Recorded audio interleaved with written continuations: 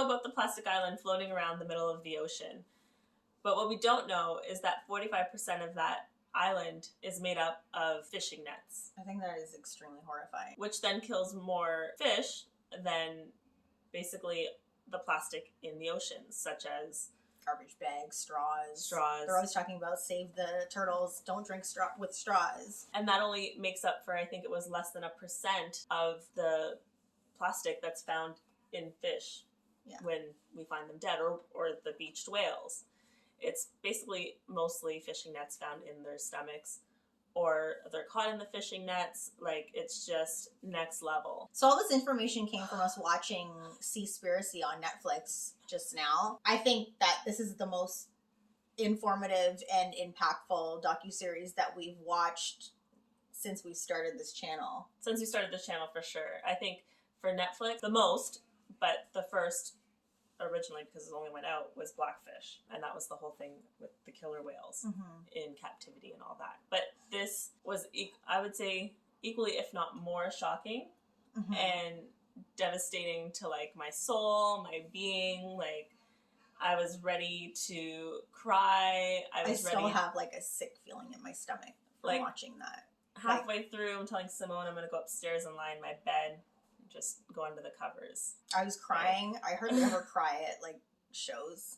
It was just like, it's just so, you know, like we hear about all the things that we're doing wrong as humans on Earth. We're killing off our rainforests in the Amazon. We talked about the whole plastic thing, animals in captivity, and all these other things, horrible things that we're doing as human beings. But I think the reason why this was so just cut so deep is just because I think it illuminated on like a more intense level how interwoven everything is. Well, and also the part that these so-called savior organizations are actually doing to help feed the problem that they're doing. Yeah. I think it was so impactful because we always, well, at least for myself, there's always been that, oh, well, you know what, I'm going to stop eating meat because it's so bad for the environment. I'm going to go ahead and have some fish because fish is just whatever. There's so much fish, right? Like, we're all just going to have some fish. Yeah, apparently not. And I think I had this false sense of security thinking that we weren't doing as much in the ocean as we were. I think I still, exactly like they said in the documentary, my vision in my mind was this cute little fishing boat going out to, you know, just off the shore, grabbing a couple of fish and coming back. I think I was stuck in that sense of security.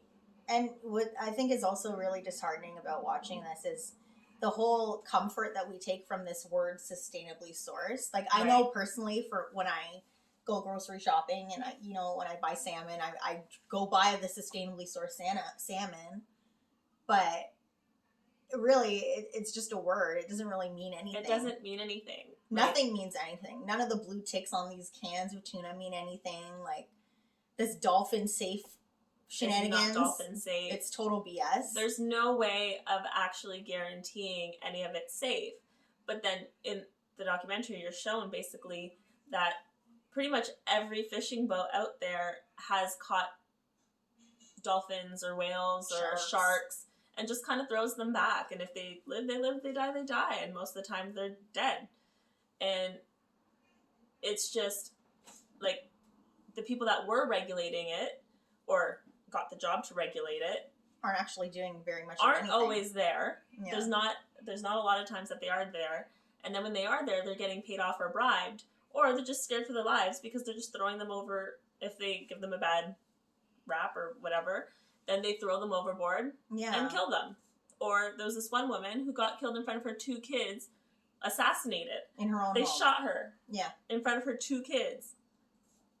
Because Japanese fishing families who owns like a big fishing company ended up going to jail, so they came and killed her for it. Yeah. So it's like, you're damned if you do and you're damned if you don't. If you're like trying to stand up for what's right, they're going to come for you. And then some of these organizations, like the Blue Label ones, they're actually basically affiliated with the fishing companies or the tuna fishing industry. Yeah, in some way. Yeah, because they were saying that for one of the organizations, they made like $38 million in profit. and it was from the blue ticks that they hand out, certifying that these seafood products are safe and sustainable, and that whole false the security blanket, sense really. of security. Yeah, it's so crazy. It's unbelievable. I've always known that the ocean played a part in our environment. I always knew that, but I didn't realize, again, we're kind of taught that the coral reefs, right? Well, at the end of the day, coral reefs go way further beyond just the shores of Australia and just the shores of these Caribbean islands. They actually go way deeper and way further. It's just that we don't care about those because we can't scuba and look at them. Right. Like scuba dive and look at them, right? It's like out of sight, out of mind. Out of sight, out of mind. And they're sending out these nets that basically go deep and they go against the ocean floor, and it basically scrapes up all that good wildlife and deforests the ocean floor, and it's killing these ecosystems. Yeah. That we're over here pretending to save on the coast of, on the Gold Coast there. Yeah. Meanwhile, it goes far beyond that, and we're like, that doesn't even account for, again, less than 1%. Yeah. Of the life in the ocean. It's just so crazy. Like, what are we really doing? Killing the world, essentially. And then talking about coral, like there's the physical aspect of the nets scraping against the coral structures itself, but it also highlights the impact of the fishing industry. And by taking away the fish from the ocean, and then they were talking about that whole, like, down the line, like you take away the apex predators, and then the next level, like, overpopulates, and then they eat off their source of food, and then they die off, and so on. And the excrement from the fish actually drops down into the corals as like a food source. Mm-hmm. So if there's no fish, there's no coral waste really to feed the corals, and then of course they're going to die. So we can try and save the structural aspects for all we care. But if there's nothing to feed them, what's the point? Mm-hmm.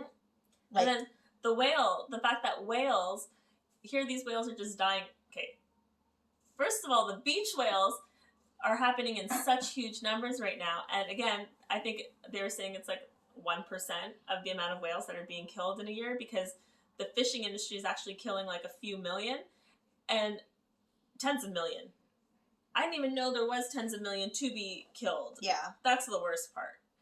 And that just goes to show how huge this problem is, that we don't even realize that there's tens of millions of whales in the ocean. Well, there isn't anymore because they're killing them. Yeah.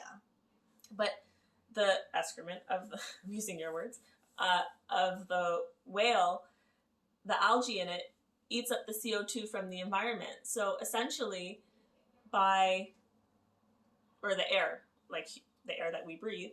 So essentially by killing the whales, it's contributing to climate change, but at a greater rate than we thought. So we're over here thinking about the deforestation of the Amazon and the impact that makes, but I forget the comparison between how much CO2 the ocean eats up and how much CO2 the Amazon.